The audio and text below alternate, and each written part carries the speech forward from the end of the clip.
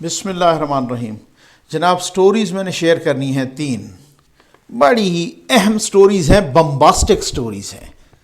پہلی سٹوری کہ جناب یوسف رضا گیلانی صاحب کو پی ٹی آئی کے کتنے ایم این ایز ووٹ دینے کے لیے تیار ہیں، یہ اس پہ بڑے ٹھوس ثبوت آ چکے ہیں، کل بھی میں نے ویڈیو کی تھی۔ دوسری سٹوری، بلوچستان سے پی ٹی آئی کا اب ایک سینیٹر بھی نہیں بن سکے گا۔ کیوں ہوگا ایسا؟ بڑی دلچسپ بحث ہے، اور میں آپ کو یہ بھی بتا دوں کہ ہو سکتا ہے سندھ سے بھی ایک بھی نہ بنے، یہ بھی بڑی دلچسپ بحث ہے۔ اور جناب تیسری سٹوری، مریم نواز صاحبہ کو نیب طلبی کا نوٹس آیا 2 مارچ کو، وہ نوٹس واپس ہو گیا۔ کیا ہو گیا؟ چپ ہو گئی۔ کس نے نوٹس واپس کرایا؟ بڑی کام کی باتیں ہیں جناب، لیکن اس سے پہلے یہ تینوں سٹوریز آپ خود مجھ سے اتفاق کریں گے کہ بہت ہی بمباسٹک سٹوریز ہیں، لیکن جناب آج فیصلہ، ڈسکا کا فیصلہ حکومت نے چیلنج کر دیا۔ اس سے پہلے میں بس 2 چھوٹی چھوٹی باتیں کروں گا۔ حکومت نے ڈسکا کا فیصلہ چیلنج کر دیا، کہا کہ جی ہم چیلنج کرنے کا فیصلہ کیا ہے، وہ چیلنج کریں گے لاہور ہائی کورٹ میں۔ ویسے عمران خان صاحب کہا کرتے تھے کہ سٹے کے پیچھے کیوں چھپتے ہو، تو آپ خود سٹے کے پیچھے چھپنے جا رہے ہیں، اور پھر پتہ نہیں کیا کریں۔ خیر، آپ کا آئینی اور قانونی حق ہے، آپ جائیے۔ لیکن ایک بات ہے مجھے سمجھ نہیں آ رہی کہ وہ لوگ جو یہ کہتے ہوئے تھکتے نہیں، یاد ہے نا آپ کو، آج تک بھی ٹی وی پہ بیٹھ کے مختلف پی ٹی آئی کے دوست کہتے ہیں کہ جناب خان صاحب تو وہ ہیں کہ وہ جو وقار صاحب کی بال پر انڈین کھلاڑی آؤٹ ہو گیا، اس نے احتجاج کرنا شروع کیا، عمران خان صاحب کپتان تھے، انہوں نے کہا جی آپ پھر سے کھیلیے، ان کو ایک باری پھر دے دی تو اگلی بال پہ وہ پھر آؤٹ ہو گیا۔ ٹھیک، اب مسئلہ یہ ہے کہ جو اس کا کریڈٹ خان صاحب کو دینا چاہ رہے ہیں، تو میں تو حیران ہوں کہ الیکشن کمیشن نے یہی کہا ہے نا بھائی پھر سے کرا لیجئے۔ ٹھیک، تو اگر آپ جیت گئے تھے تو کیا 4 دن میں ووٹر تبدیل ہو جائیں گے؟ وہ اب بھی آپ کو ووٹ دیں گے؟ تو آپ عوام میں جانے سے آپ وہاں پھر سے ان کو باری دینے کے لیے تو آپ کریڈٹ لے رہے ہو، اور آپ عوام سے پھر سے جانے کے لیے تیار نہیں ہیں۔ بڑی عجیب و غریب بات۔ ایک اور چھوٹی سی خبر، پھر میں آتا ہوں، ان تینوں بڑی زبردست سٹوریز ہیں اور بحث بڑی زبردست کرنی ہے، تجزیہ اور تبصرہ بہت زبردست کرنا ہے جناب۔ سینیٹرز کو طلب کیا ہے ایک انکوائری کمیٹی نے، حکومت نے ایک انکوائری کمیٹی بنائی ہے، اور انہوں نے سینیٹرز کو 4 سینیٹرز کو طلب کر لیا۔ کون سے سینیٹرز؟ وہی جو ویڈیو سکینڈل آیا تھا، اور انہوں نے کہا، اب حکومت نے کہا ہے جناب، اس سے اخذ کیا ہے کہ اب دیکھیں 2018 میں پیپلز پارٹی کے ٹوٹل 6 کے 7 ممبران تھے خیبر پختونخوا اسمبلی میں، ان کے 2-3 سینیٹر نکل آئے، تو یہ کیسے ہو سکتا ہے؟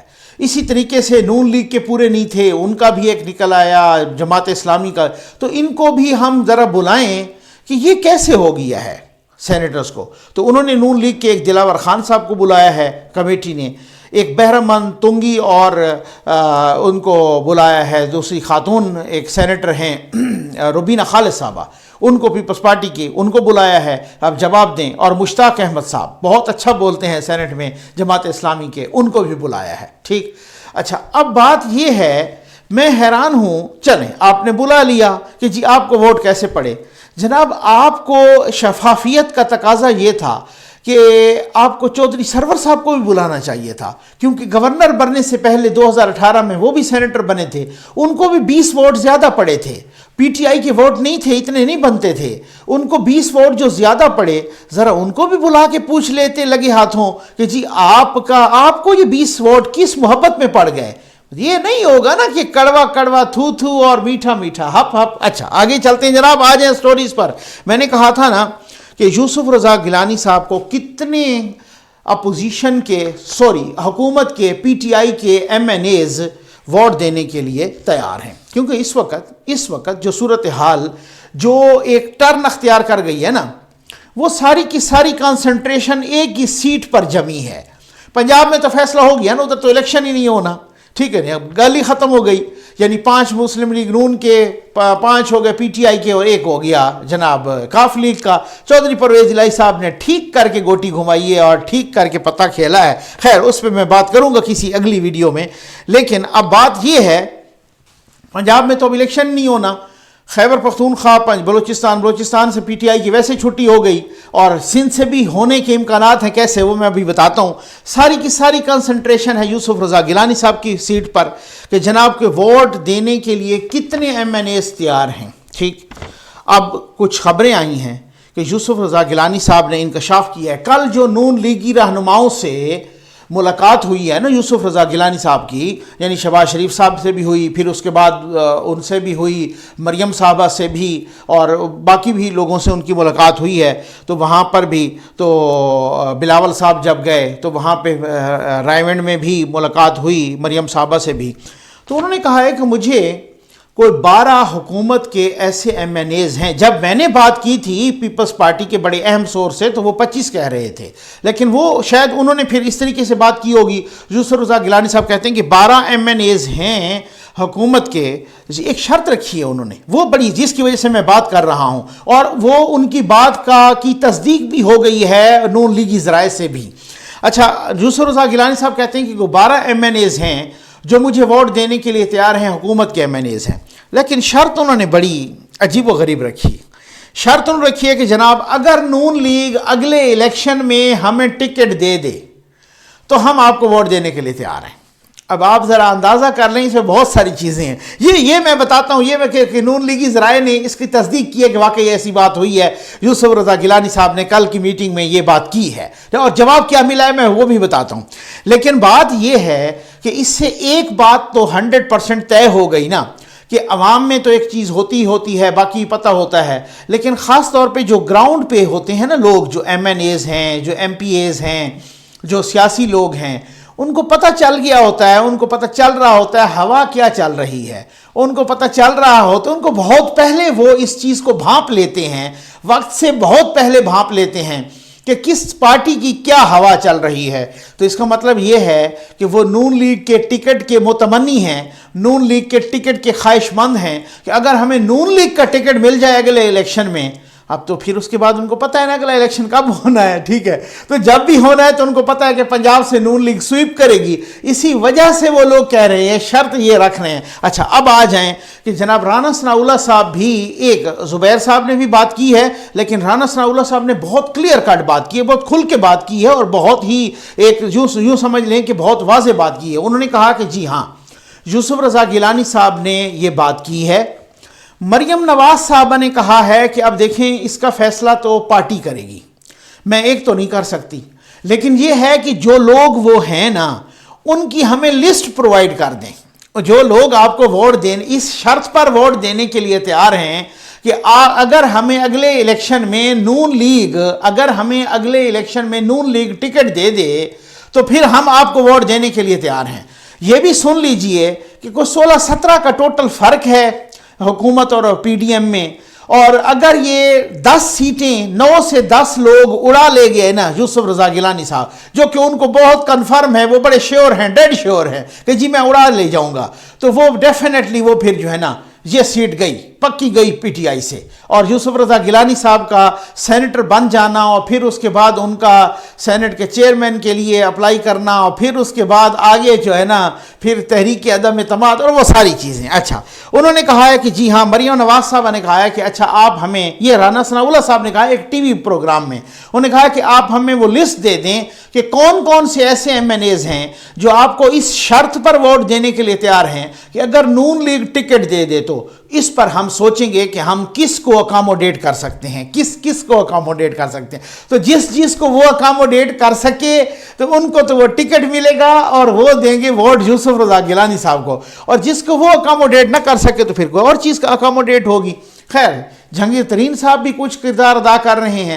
اب پی ٹی آئی کے اپنے لوگوں کو جہانگیر ترین صاحب پہ اعتماد نہیں ہے، بہت سارے یہ کہہ رہے ہیں کہ جناب جہانگیر ترین صاحب نے تو اب گوٹی کھیلنی ہے صحیح طریقے سے، انہوں نے تو خیر سے مورے ہلانے ہیں، کیونکہ جب ان کی باری آئی تھی تو ان کو اس طریقے سے بے عزت کر کے نکالا گیا تھا، اور پھر اس کے بعد اب آپ دیکھ لیں ہوتا کیا ہے۔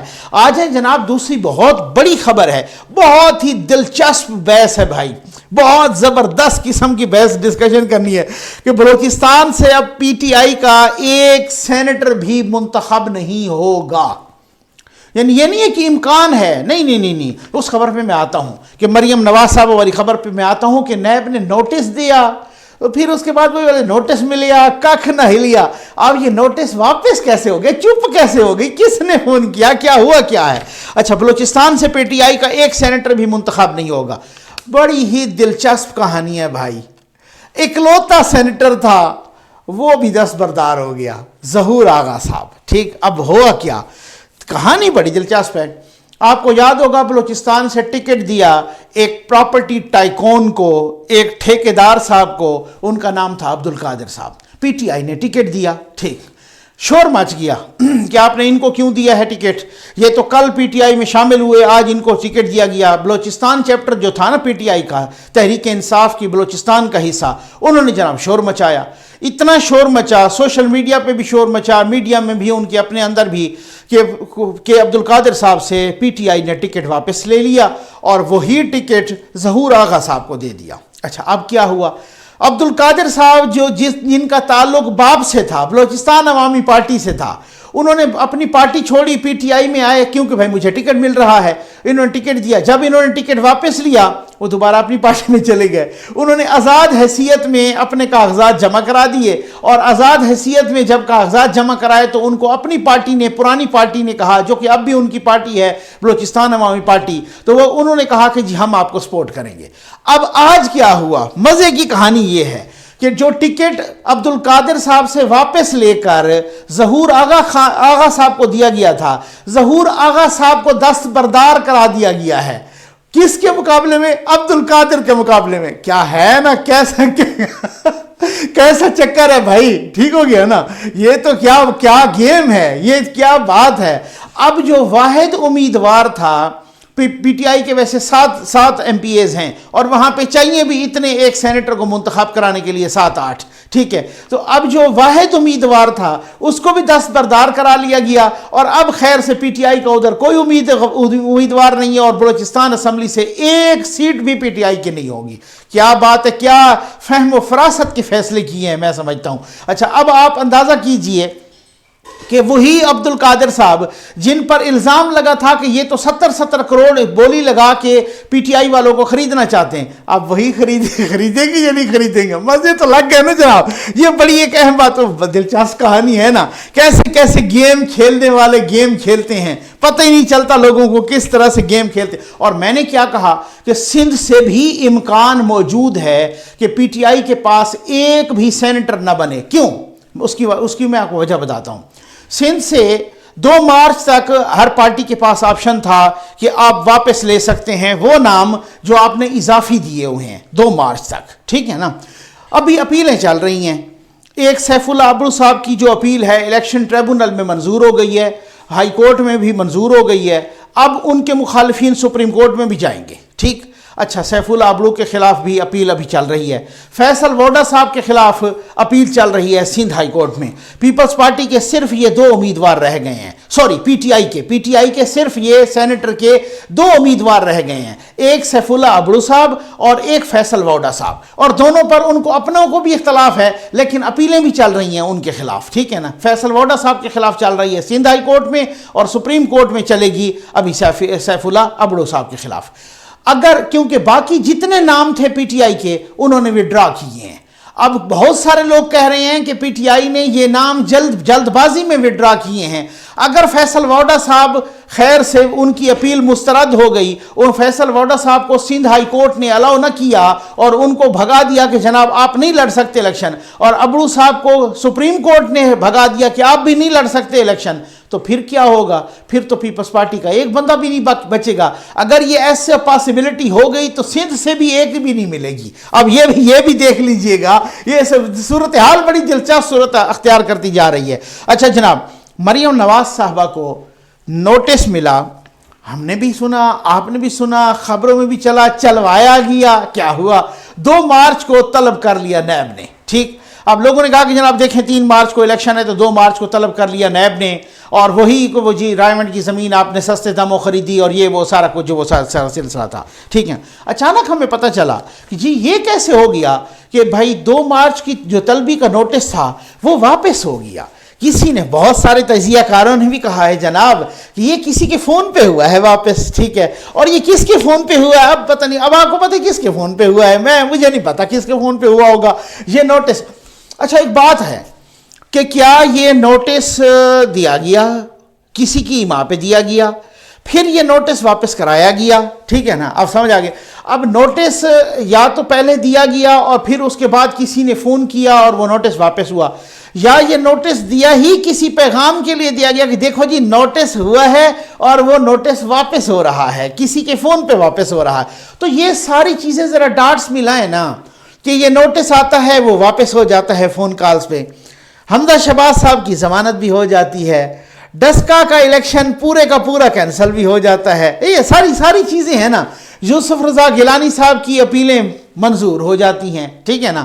اچھا بہت ساری چیزیں اور بھی ہیں اس میں، کہ بہت ساری چیزیں اس طریقے سے اچانک جو وہ ہائی لیول کا کرٹیسزم ہوتا ہے کنٹرول ٹاور پہ پی ڈی ایم کی طرف سے، وہ بھی بالکل ختم ہو جاتا ہے جناب۔ جو بہت زیادہ ایک ہائپر ٹینشن ہو جاتی ہے حکومت کی، اور ایک طرح سے جو ہے نا، ایک آپ شبلی فراز صاحب کو دیکھ لیں، شہباز گل صاحب کو دیکھ لیں، وہ جس پروگرام میں آتے ہیں اینکر سے لڑ کے جاتے ہیں، جس پروگرام میں آتے ہیں۔ آج میں دیکھ رہا تھا شہزاد اقبال صاحب کے پروگرام میں کہ شبلی فراز صاحب جو ہے نا، وہ تقریباً 98% ان کا ٹائم کھا گئے، اور ہر سوال ان کا سنتے نہیں تھے، وہ کہتے جب آپ مجھے بات نہیں کرنے دیں گے تو میری بات کمپلیٹ کیسے ہوگی۔ اب یہ حالات ہیں، یہ صورتحال ہے، سارے ڈاٹس ملائیں کہ یہ کیا حسن اتفاق ہے یا حسن اہتمام ہے کیا، یہ آپ بھی سوچئے گا۔ امید ہے آپ کو ویڈیو پسند آئی ہوگی۔ آپ کا بہت بہت شکریہ۔